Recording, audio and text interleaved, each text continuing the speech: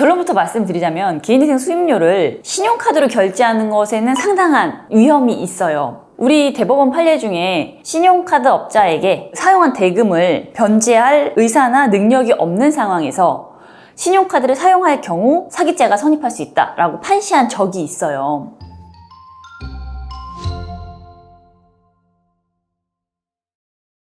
안녕하세요. 회생이 답이지의 이미지 변호사입니다. 오늘은 개인회생을 준비하고 계신 분들이 꼭 알아야 할 굉장히 중요한 내용을 말씀드리려고 해요. 바로 개인회생 변호사의 수임료를 신용카드로 결제해도 되는지 하는 문제입니다. 결론부터 말씀드리자면 개인회생 수임료를 신용카드로 결제하는 것에는 상당한 위험이 있어요. 먼저 형법제 347조에 신용카드 사기죄라는 게 있거든요. 이 조항에 따르면 결제할 의사나 능력이 없는 상황에서 신용카드를 사용하면 사기죄가 성립할 수 있다고 되어 있어요. 여기서 중요한 건 결제할 의사나 능력이 없다라는 부분인데요. 우리 대법원 판례 중에 신용카드 업자에게 사용한 대금을 변제할 의사나 능력이 없는 상황에서 신용카드를 사용할 경우 사기죄가 성립할 수 있다라고 판시한 적이 있어요. 개인회생을 준비하시는 분들의 상황을 한번 생각해 보면요. 개인회생을 신청하시는 분들은 이미 지급 불능 상태에 있거나 그에 준하는 상황에 있는 경우가 대부분이잖아요. 근데 이런 상황에서 수임료를 신용카드로 결제한다는 건 처음부터 변제할 의사나 능력이 없는 상태에서 카드를 사용하는 것으로 볼 여지가 크겠죠. 실제로 법원에서도 개인회생 신청 직전에 신용카드 사용 내역을 굉장히 세밀하게 검토를 하거든요. 보통 100만 원 이상의 카드 사용 내역에 대해서는 구체적인 사용 용도, 그 목적을 다 소명하라고 요구를 하고요. 그리고 여기서 중요한 건 카드사들의 대응이 점점 강화되고 있다는 점이에요. 그러니까 예전에는 단순히 연체가 되면 민사적으로 이렇게 처리를 해왔는데 요즘에는 이건 명백히 사기 의도가 보이는 경우라고 판단하면 좀 적극적으로 형사고발을 하고 있는 것 같아요. 자, 그러면 내가 이미 개인회생 수임료를 카드로 결제했다면 어떻게 처리가 될까요? 개인회생 신청 전에 발생한 신용카드 채무는 기본적으로 개인회생 채권에 해당이 돼요. 그러니까 다른 채무들과 함께 탕감의 대상이 되는 거죠. 근데 여기서 문제가 생겨요. 법원에서 이 수임료 카드 내역을 어떻게 볼까요? 이게 몇 가지 방법으로 접근을 할 수가 있거든요. 그러니까 첫 번째로는 그냥 이 수임료 부분도 청산가치에 포함을 시켜버리는 방법이 있어요. 수임료 카드 결제 금액을 청산가치에 포함을 시켜서 결국 그만큼은 꼭 갚아야 되는 돈으로 만드는 거죠. 근데 이렇게 되면 개인회생을 하더라도 요 금액만큼은 반드시 변제를 해야 되는 거예요. 그리고 두 번째 방법은 부인권을 행사하는 방법도 있어요. 그러니까 개인회생 절차 안에서 부인권을 행사해서 수임료 카드 결제 자체를 취소시킬 수도 있거든요. 그리고 또 세 번째는 재단 채권으로 분류하는 방법인데 이 경우에는 다른 채권보다 좀 우선해서 갚아야 하는 채권이 되는 거예요.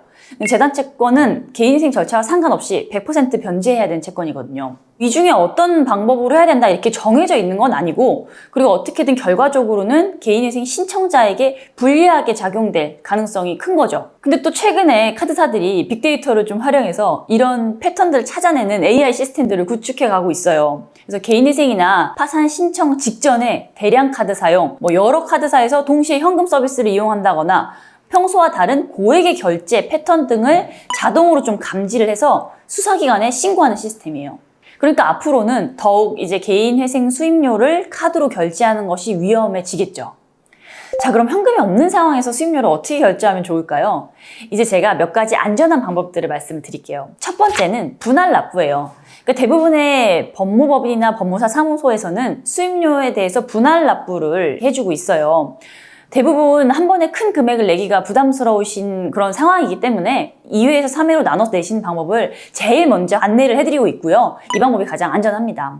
그리고 두 번째는 만약에 기존의 카드 중에서 한도까지 여유가 좀 남아있는 카드가 있으시면 미리 현금 서비스로 그 한도까지 남은 금액을 받아놓는 방법도 있는데요. 이것도 신중하게 좀 접근은 하셔야 돼요. 개인회생을 계획하기 전에, 그러니까 아직은 지급 불능 상태가 아닐 때 미리 좀 받아놓는 것이 상대적으로 안전하지만 이것도 100% 안전하다고 할 수가 없고 또 현금 서비스 경우에는 워낙 이자가 높은 편이기 때문에 강하게 추천드리기는 좀 어려운 편입니다. 네 번째로는 퇴직금이나 보험 해지 환급금 이런 기존 자산들을 활용하는 방법이 있어요. 이런 돈들은 본인의 기존 재산이기 때문에 이렇게 사용하셔도 크게 문제가 되지 않습니다. 변호사 입장에서도 이 문제는 좀 민감해요. 의뢰인 분께서 카드로 수임료를 결제하겠다라고 했을 때 그분이 지금 지급 불능 상태에 들어가는지 아닌지를 정확하게 판단하기가 어렵거든요. 그래서 요즘에는 많은 사무실에서 개인회생 의뢰인들의 경우에 아예 카드 결제를 받지 않거나 받더라도 좀 이런 부분에 대해 설명을 드린 후에 의뢰인분들의 책임 하에서 진행을 하고 있어요. 그리고 카드론이나 현금 서비스 이용해서 수입료를 마련하시는 경우에도 주의는 하셔야 돼요. 비대면으로 이루어지는 카드론의 경우에는 상대적으로 사기죄 성립 가능성은 낮다라고 보는 판례들이 있기는 해요. 하지만 여전히 청산 가치에는 포함될 수가 있습니다. 또 개인회생 신청 직전에 여러 카드사에서 동시에 현금 서비스를 받거나 카드론을 받아 놓으시면 이거는 계획적인 채무의 증가로 볼 수가 있어서 더욱 문제가 될 수도 있어요. 특히 주의하셔야 하는 거는 소위 우리가 카드깡이라고 하는 방법인데요.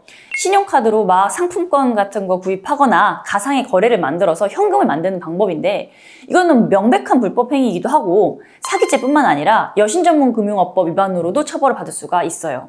그리고 마지막으로 이 시기적인 부분에 대한 고려가 필요한데요. 그러니까 본인이 개인회생에 대해서 생각하고 있거나 계획을 하고 있다면 가급적 빨리, 그러니까 재정 상태가 하루라도 더 악화되기 전에 상담을 받으시고 결정을 내리시는 게 좋아요. 그래야지 수입료를 좀 안전하게 마련할 수 있는 방법도 그 옵션이 더 많아지거든요.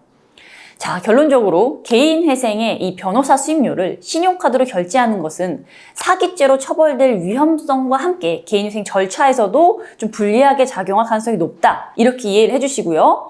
가능하다면 분할 납부나 다른 안전한 방법을 이용을 하시는 것을 강하게 권해드리고 싶습니다. 당장 급하다고 해서 위험한 방법 선택하시면은 나중에 그게 더 큰 문제가 될 수 있어요. 근데 개인회생은 우리가 새로운 출발을 하기 위한 제도이기 때문에 그 시작에서부터 그런 법적인 리스크를 안고 가지 않으셨으면 좋겠습니다. 오늘 영상 보시고 혹시 개인회생의 수입료 그리고 개인회생에 관련해서 더 자세한 상담이 필요하시거나 궁금한 점이 있으시다면 저희가 아래 고정 댓글로 남겨드린 연락처 연락 주시면 저희 사무실에서 최선을 다해서 도와드리겠습니다. 감사합니다.